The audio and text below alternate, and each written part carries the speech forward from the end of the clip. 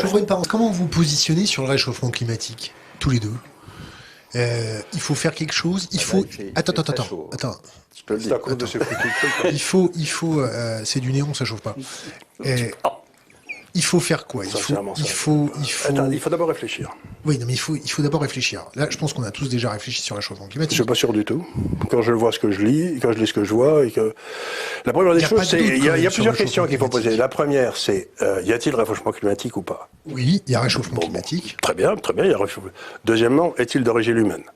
Oui. Il y a des tas de gens qui disent que non. Ouais, non, mais et des tas de scientifiques, et des scientifiques de très grande qualité. Et ça, c'est un truc très important, c'est quelle est la base de la société scientifique? C'est que vous avez le droit d'émettre une hypothèse pour la discuter.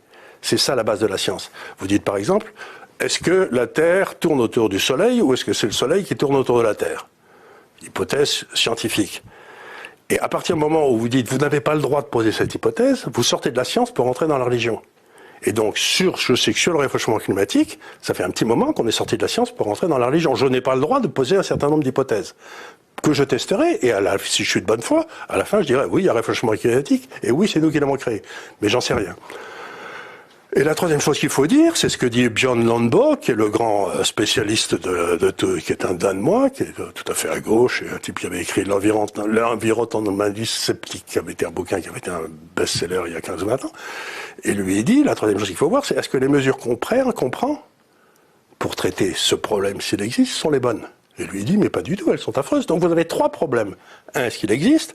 Deux, est-ce qu'il est d'origine humaine? Et troisièmement, est-ce qu'on prend les bonnes mesures? Et ce qu'il y a de certain, c'est que sur le troisième, c'est tout fou. Alors, ça existe. Bon, très bien, mais il y a eu d'autres... Attendez, il y a eu d'autres réchauffements climatiques dans l'histoire. En 1250, il y avait des vignes en Islande. Et le Groenland n'était pas couvert de glace. Donc il y a eu des tas de réchauffements climatiques dans l'histoire qui n'avaient rien à voir avec l'homme, parce qu'à l'époque, à part l'épée des vaches, il n'y avait pas beaucoup de... Donc vous êtes en train de dire que oui, il y a un réchauffement climatique, et c'est possible, mais c'est certainement pas le premier dans l'histoire. Mais sauf que là, il est anthropique. C'est ce que vous dites, mais moi j'en sais rien. Anthropique, j'en sais foutre rien s'il est anthropique. Bon, c'est un autre sujet. Non, mais je veux dire par là, il faut poser des questions. Ce qu'il y a de certain, c'est que les solutions qu'on a prises, c'est-à-dire les miroirs magiques et les boules à vent, ça marche pas. Oui. Ça, c'est certain. C'est quoi les miroirs magiques? C'est les panneaux solaires. Le truc qui...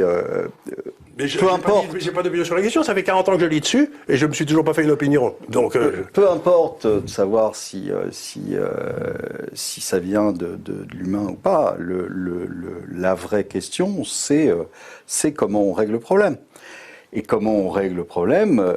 En effet, là, on prend les choses totalement à l'envers, parce que c'est politique, parce que c'est dogmatique. On n'aime pas le nucléaire, donc en fait, ce qu'on va faire, c'est que les Allemands l'ont fait, nous, on est en train de le faire. On achète les voix des écolos, point. Ça va pas plus loin que ça. C'est pas quelque chose de voilà. Mais c'est même plus que ça, parce que en fait, si tu veux, tu peux pas ne pas être écolo.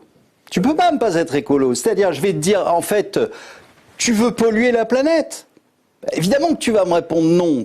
T'as pas envie de polluer la planète. Donc, si tu réponds non, si tu réponds oui, j'ai envie de polluer la planète, tu sors. C'est tellement con comme réflexion que tu sors. Et c'est avec ça qu'ils jouent. Et donc, si tu veux, aujourd'hui, il faut être écolo parce que les jeunes vont voter pour toi, parce que tu vas prendre quelques voix, etc., qui vont te manquer. C'est un sujet de société nécessaire. Mais non, mais en fait, les gars ne cherchent pas du tout à régler le problème. Donc, ils vont parce que on leur a dit pendant des années le nucléaire c'est pas bien. Donc, ils t'annoncent qu'ils vont fermer toutes les usines nucléaires. Oui, mais sauf que on ne peut pas. Tu ne peux pas aujourd'hui avoir une énergie qui est intermittente. C'est-à-dire les panneaux solaires et c'est-à-dire les éoliennes. Ça ne peut pas fonctionner parce que qu'est-ce qui va se passer la nuit? Alors la semaine prochaine, on fait un truc qui va parler de ça. Je rentre pas dans le détail. Donc je vous ai fait venir pour parler finance. Mais c'en est de la finance. Donc Charles nous dit que nous sommes une société de transformants, que notre PIB c'est de l'énergie transformée, Qu'est-ce qui se passe? Les marchés financiers qui se tiennent tous par la barbichette, tous les produits financiers sont intriqués. C'est faux. Je vais vous donner un exemple qui m'amuse beaucoup. Vous regardez les indices. C'est lesquels? Le CAC, n'importe quel indice. Le New York Stock Exchange, etc. Le Standard & Poor's. Prenez le CAC. Ça fait 5, 6, 7 ans que je dis à mes clients, c'est pas difficile de choisir une société en France à mettre dans son portefeuille. Vous regardez si l'État a un siège au conseil d'administration. Si l'État a un siège au conseil d'administration, vous ne l'achetez pas. Parce que ça va être géré n'importe comment. Et donc j'ai identifié 10 valeurs à peu près en France qui n'ont rien à voir avec l'État. Bon, elles font 200 points de base de plus par an que le reste du marché. Donc, ce que je veux dire par là, c'est que vous avez deux marchés à l'intérieur des marchés des actions, ce que j'appelle le marché capitaliste, où la rentabilité du capital investi est l'élément déterminant, et vous avez l'autre, le marché communiste, où c'est dans le fond le capitalisme de connivence, les coquins et les crapules qui se mettent entre eux pour gagner du pognon. Mais vous regardez comment c'est coté, il y en a, les sociétés d'État ne cessent de baisser, et les autres ne cessent de monter. Donc, ce que j'essaye de dire, mais vous regardez, vous faites les indices, c'est à mourir de rire. Donc, ça veut dire simplement qu'aujourd'hui, vous avez une classe qui a décidé de piller la France, c'est toujours cette classe au pouvoir, et qui se sert des instruments que l'État a acquis au travers des années pour piller le pays. Et on le voit très bien. C'est le même mécanisme que l'effondrement de l'ex-Union soviétique? Ça s'est passé après, ça s'est passé quand l'Union soviétique s'est effondrée. À ce moment-là, il y a une série de gars malins qu'on a appelés les oligarques qui ont acheté des tas d'actions, qui ont pris le contrôle de sociétés. Là, en quelque sorte, le contrôle des sociétés est pris avant. Si vous voulez regarder ce qu'on fait, par exemple, à EDF, c'est quand même extraordinaire, vous l'avez mentionné. EDF, normalement, vous mettez 20 ans en arrière, vous vous dites on va avoir des problèmes d'énergie. La France maîtrise la transformation de l'uranium en énergie, la France maîtrise le transfert de l'électricité, et la France maîtrise la construction des centrales nucléaires. Donc on maîtrise tout. En 20 ans, on n'a plus rien.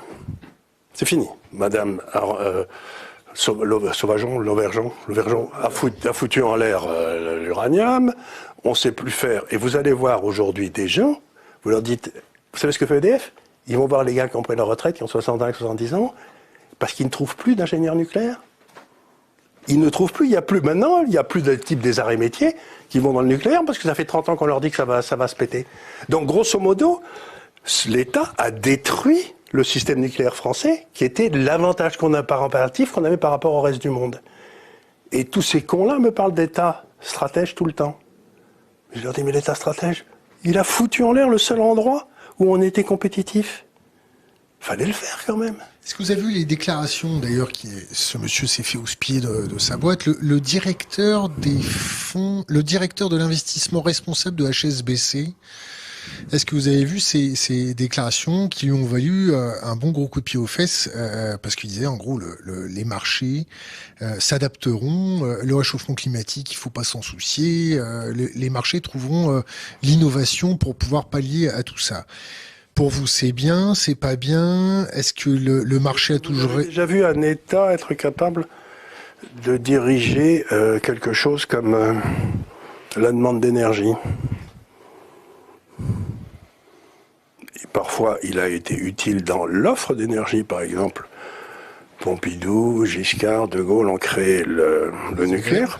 Ils ont créé le nucléaire. Mais la demande d'énergie, c'est relié un pour un avec la croissance économique. Et j'ai vu un papier de la Commission européenne qui est sorti il y a 6 ou 9 mois, que j'ai lu. Ils annoncent tranquillement que la demande d'énergie de l'Europe va baisser de 27% dans l'énergie fossile.